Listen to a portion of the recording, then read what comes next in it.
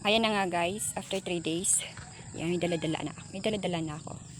After 3 days ay harvestin na natin yung mga natitira dito. Yan, ang pupula na nila. Ay, yan. Kita nyo ba yan? Lagyan natin dito. Ang laki nito.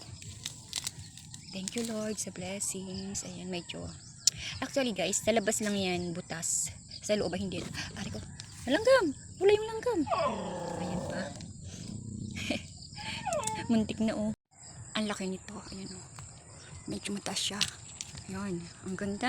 Kita nyo ba? Ang linis yan pa. Lagyan natin sa ating lalagyan. At ito pa. Gagapang na dito sa may ginawa kong bakuran. Dito lang yan guys sa harap na aming bahay.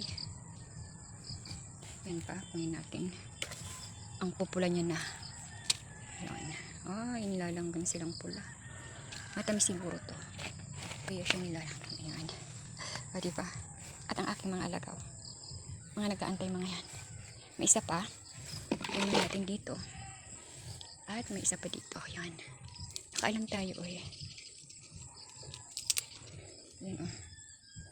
At naka-anim nga tayo. Ayan o. Ano, Day? Gusto mo din? Gusto mo? Yan pa yung isa, nagbabantay. Yan guys, dahil malanggam, pagpagan natin, pulang langgam ang nasa ano niya. Ba yung mga alaga ko, yun oh. Ayan sila, oh. Kasi ayan pa oh. Mga nakabantay, kala mo naman, makakain sila nito. Pinatigam ko sila nito, ayaw naman nila. Hindi nila gusto yung drone. Ayan na. May 6 tayong na-harvest.